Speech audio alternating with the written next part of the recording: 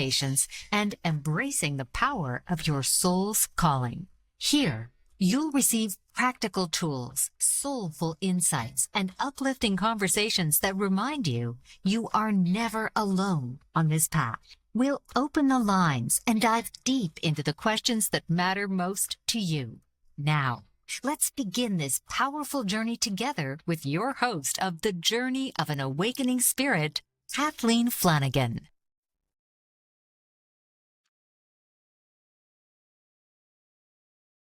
Have you ever woken up in the morning, looked at yourself in the mirror and thought, I don't even know who I am anymore?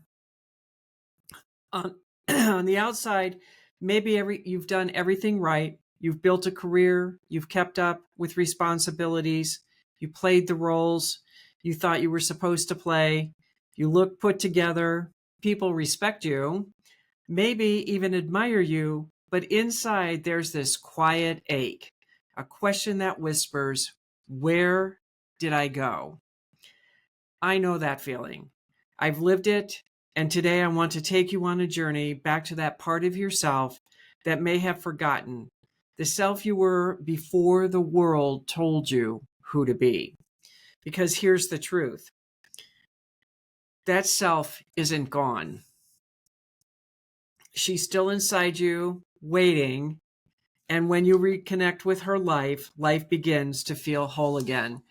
Hello, everyone, and welcome to the Journey of an Awakening Spirit. This is Kathleen Flanagan, your host. And I wanted to go further into talking about this because we always don't know what's going on with ourselves. And I think back when you were a child, before the pressure to succeed, before the labels, before the rules of how you should act and who you should love. Children are pure essence. They sing without caring if they're off key. They dance when they hear music without asking if they look silly. They create, they imagine, they play. But when the world starts to shape us, maybe you were told to be quiet or that your dreams were impractical. And maybe you learned that love and acceptance came when you performed a certain way, or hid parts of yourself that felt too big, too loud, or too sensitive. And little by little, you learn to tuck away pieces of your soul in exchange for safety or approval. Take a moment with me right now and think back. What lit you up as a child? Was it painting, climbing trees, writing stories, playing pretend? What was that thing you could do for hours and lose all sense of time? That memory, that essence is a clue, a breadcrumb trail back to who you truly are. And I remember when years ago I was looking at who was I and what lit my heart up when I was younger, because I knew at one point there was a time when I needed to exercise and I wanted to do something more. And I wasn't sure what to do because I knew going to the gym was not what made me happy. I would go to the gym, but it wasn't something that kept me consistently going to the gym. So I had to think back of what would I do that wouldn't feel like I was exercising, but I was still exercising. And it took some time to go back into those recesses of my mind because it had been a long time since I had been there, and I came back with dance. I love to dance. I always love to dance. The music played and my body was moving. And so I decided that it was time to go into ballroom dancing. And I always thought you had to have a partner when I was younger, and I was never going to get a partner because most of the men I was with was like, I'm not doing that. So I decided I was going to do it. And lo and behold, I discovered I didn't need to have a dance partner. And it lit my heart up. My heart was so alive and so happy, and everything in my world changed because I did something that made me feel good.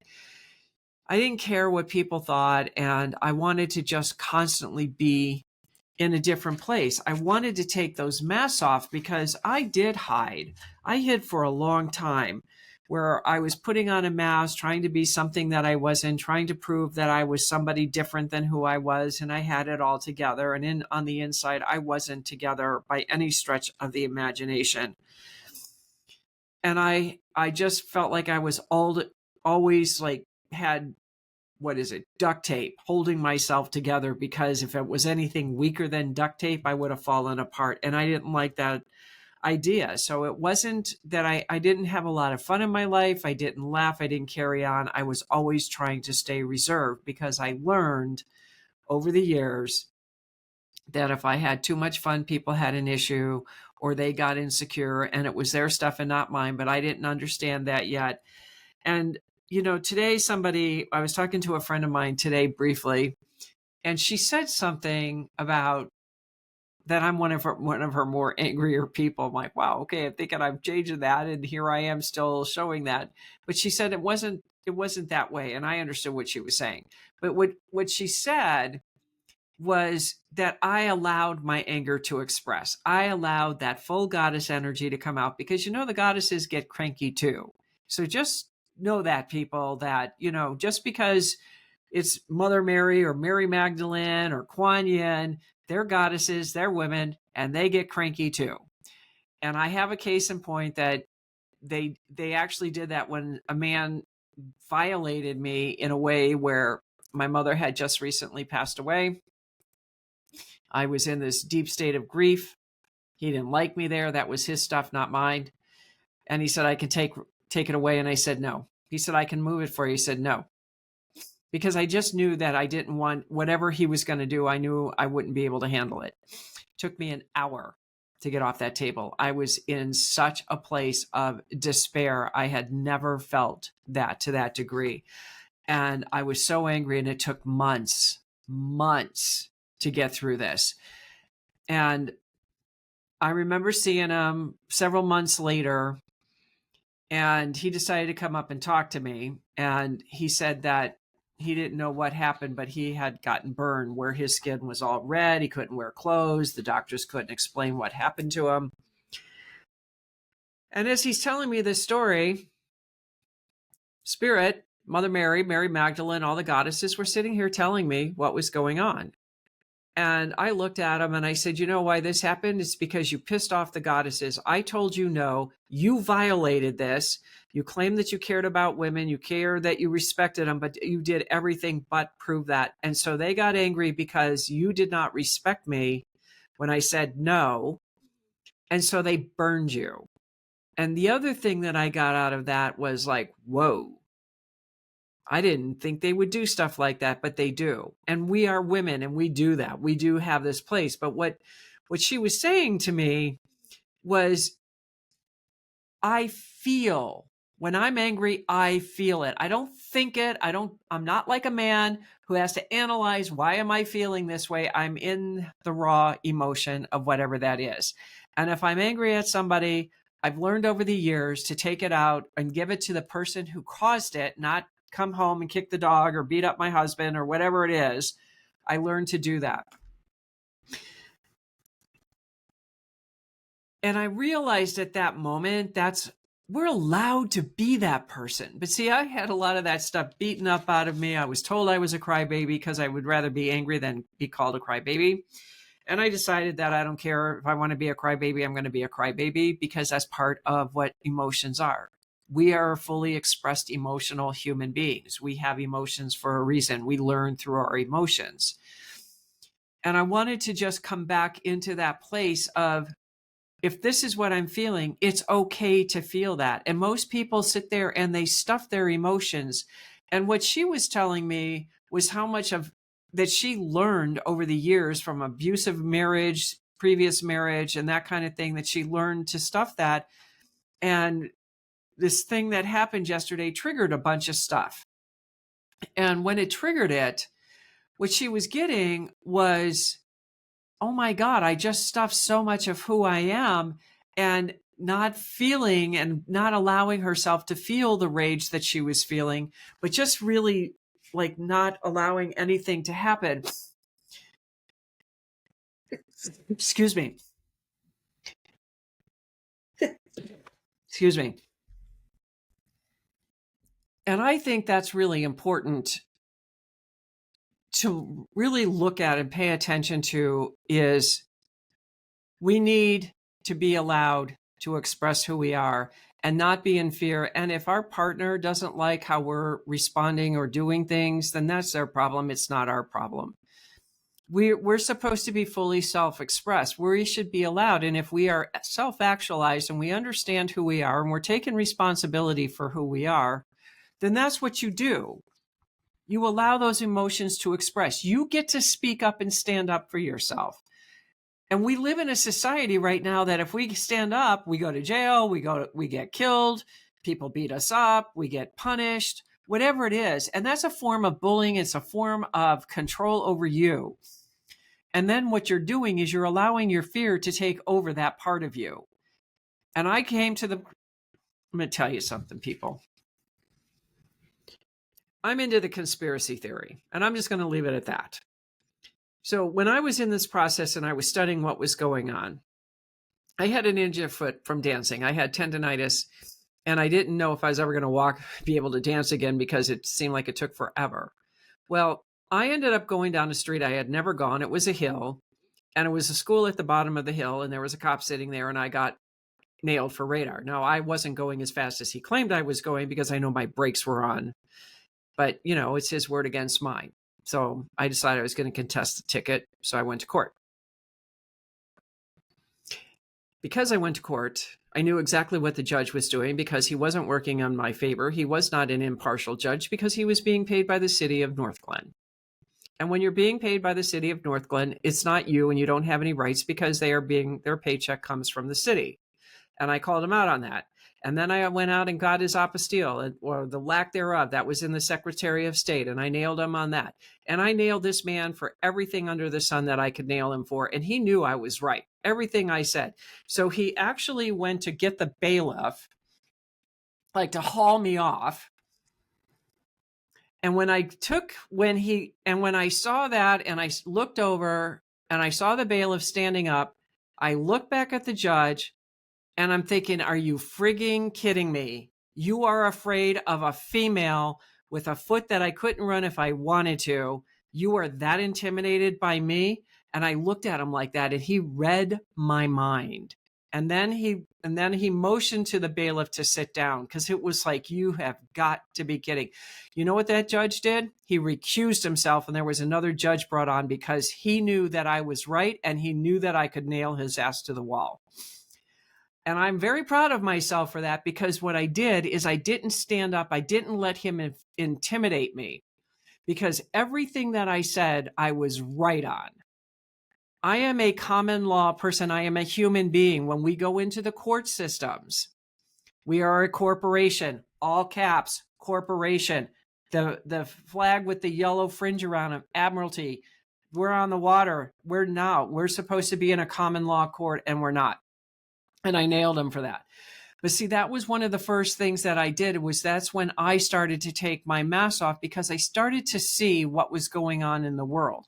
It doesn't matter if it's right, wrong, good or bad. It didn't matter. None of that mattered. What I got out of it was I understood who I was. And not that I participate in conspiracy because I don't do any of that anymore.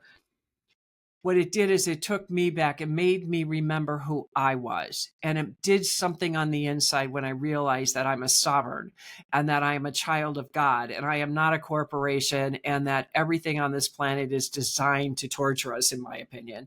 But I also know that it also led me to remember that I have something to say.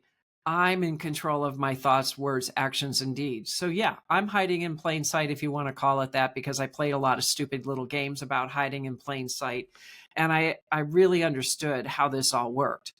It's not a big deal. Didn't care. But see, that was me becoming aware of me. That was me becoming aware because, I've still always believed in the golden rule. Treat others how you want to be treated. Treat people with kindness and respect. Be nice to people. Take responsibility for what you do. I did all of that.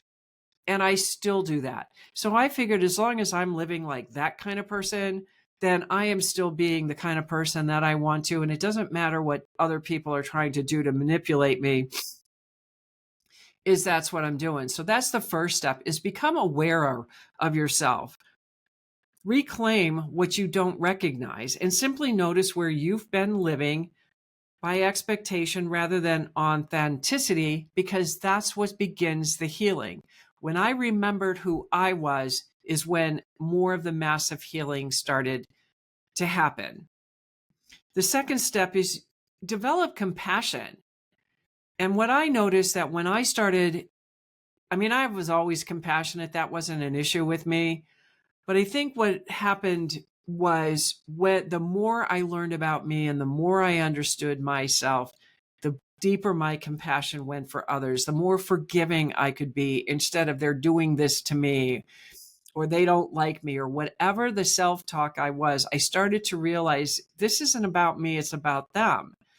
And there's more people in the world besides me, and people don't look at it that way, but there are. You know, when you got these road ragers or these people driving 100 miles an hour, they think they're the only ones on the planet. And it's like, do you realize you could kill people? And if you're going to die, I hope it's just you who dies and nobody else goes with you, because they think it's a game and they don't realize that cars can be weapons. You know, and I just do what I'm going to do. If they don't like it, they can go around me. I don't care. I don't play games on the highway. I just don't. I think it's ridiculous. But see, when you didn't lose yourself. Okay. When you develop compassion, you didn't lose yourself because you were weak. You hid pieces of yourself to survive. And I did that. And I know I did all of that. I wanted to be safe and I wanted to be loved. So I knew that if I did those things, then I would be okay. And that was my wisdom for that time. And it's okay. What we did to survive is what we did. And it's all okay. There's nothing wrong with it. But now you're strong enough to bring those pieces home. There's enough people out there that can help us get through and navigate traumas that happen, abuses that happen to us. That's what I mean by taking responsibility. You don't have to let those paradigms continually run you. And then the third step is start developing curiosity. Ask the deeper questions. If you're comfortable, close your eyes, take in a deep breath, and exhale slowly. I want to take you through a short visualization. Imagine yourself as a child. See yourself in your mind's eye. What are you doing? Are you drawing? Laughing? Exploring? Notice the joy. Notice your freedom and notice your light. Walk up to that little child of you and sit beside him or her and ask gently, what do you want me to remember?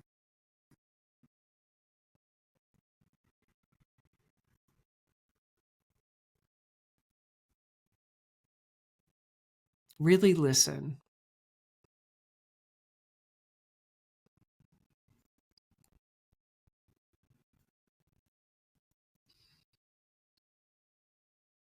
Maybe the child says, don't stop singing. Or maybe you're enough. Or maybe he or she takes your hand and just smiles at you. Whatever the child gives you, trust it.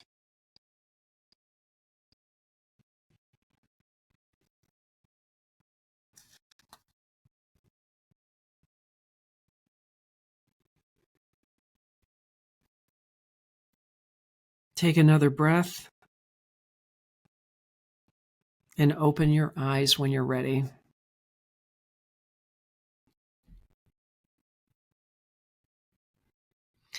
That child is still inside of you. She or he has never left. And every time you honor the child by doing something you love, by speaking your truth, by choosing joy, you bring him or her back to life. So how do we begin to live from that place again? Do a daily check-in.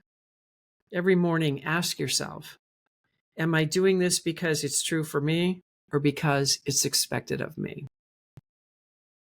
That one question can give you a lot of choices.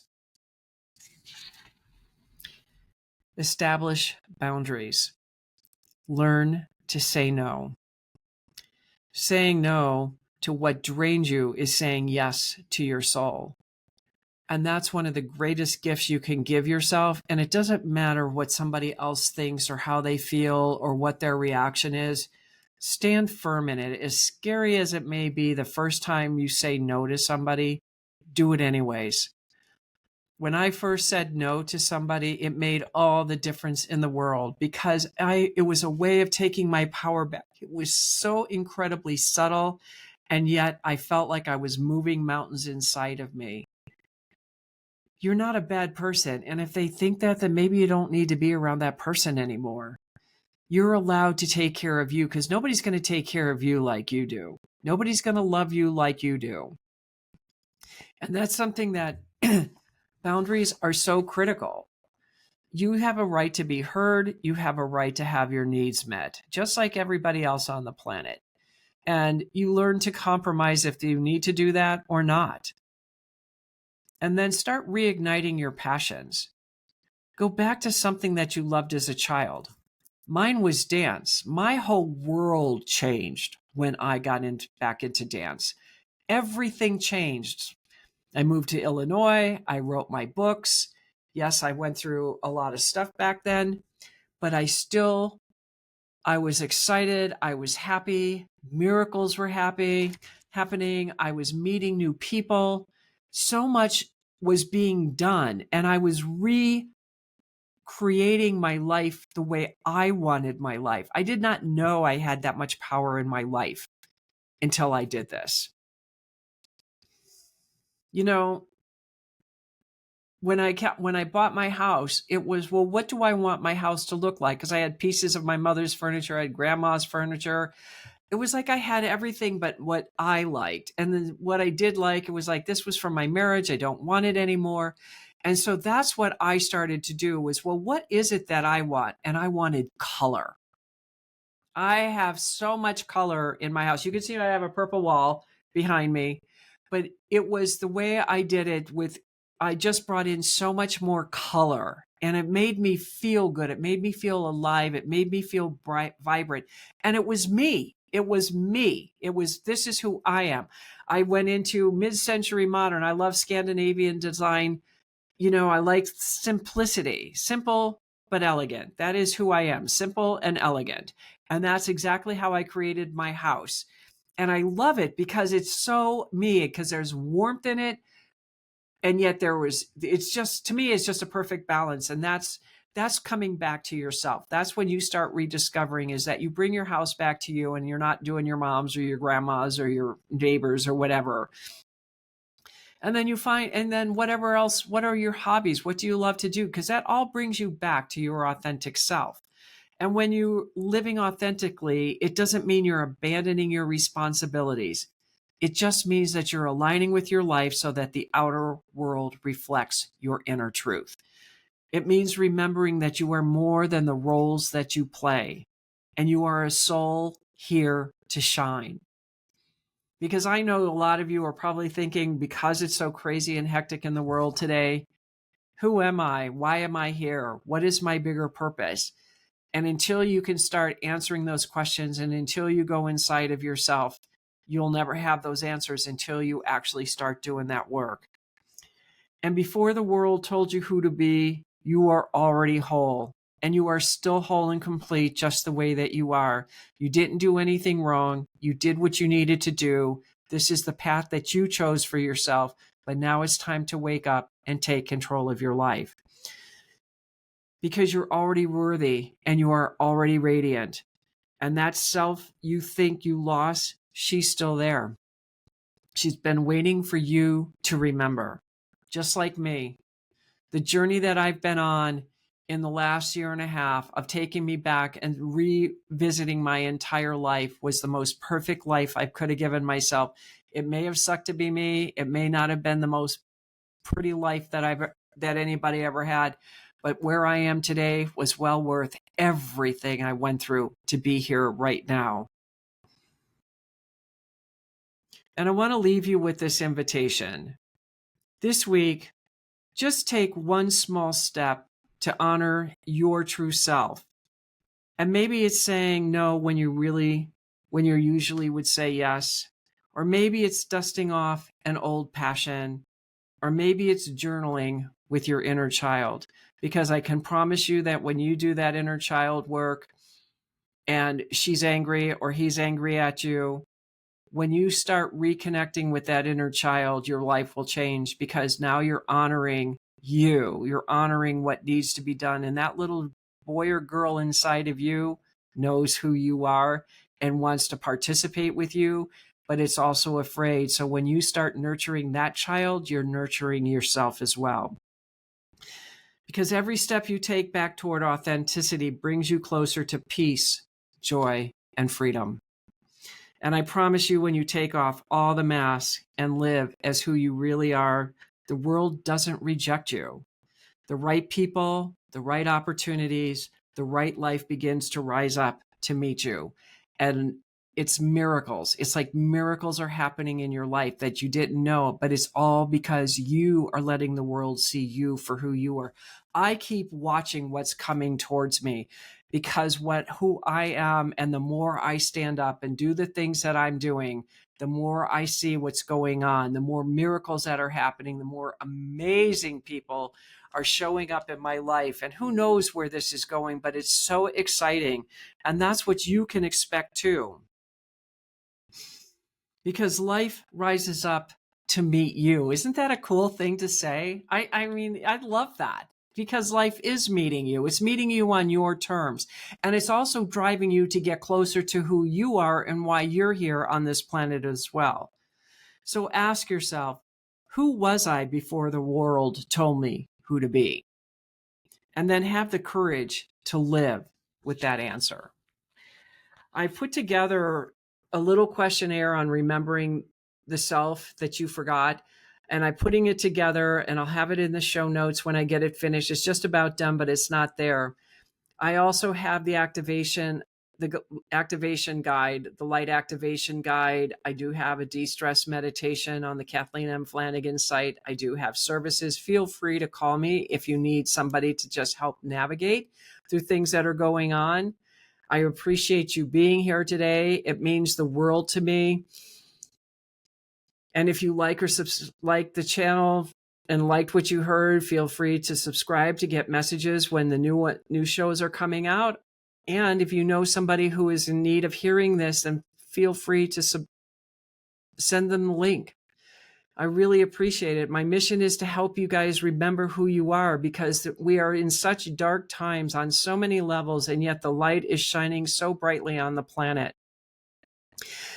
I'm here to help wake you up. I'm here to help you remember who you are.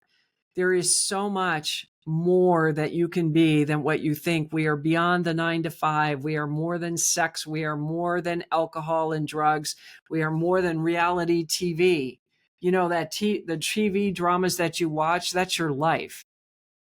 Turn off that kind of stuff and create that kind of life for yourself.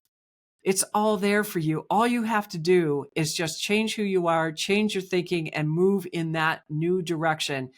And yes, it's going to have moments, but you know what? Every bit of it is worth it when you can get on the other side and you were the best that you could be, because that's all I ever wanted to be. I wanted to be the best that I could be, and I wanted to experience life to the fullest, whatever that looked like. and you have that opportunity to do the same thing. So I want to thank all of you for being here and joining me today. This is Kathleen Flanagan with the Journey of an Awakening Spirit, and I will see you all next Tuesday at 4 p.m. Eastern Standard Time. And from my heart to yours, I hope you have a fabulous week. Bye for now. You've been listening to The Journey of an Awakening Spirit with your host, Kathleen Flanagan. Join us each week as Kathleen invites those who are ready to awaken, heal, and rise to live their highest vision, anchored in love, joy, and truth. Tuesdays, 4 p.m. Eastern. Shh.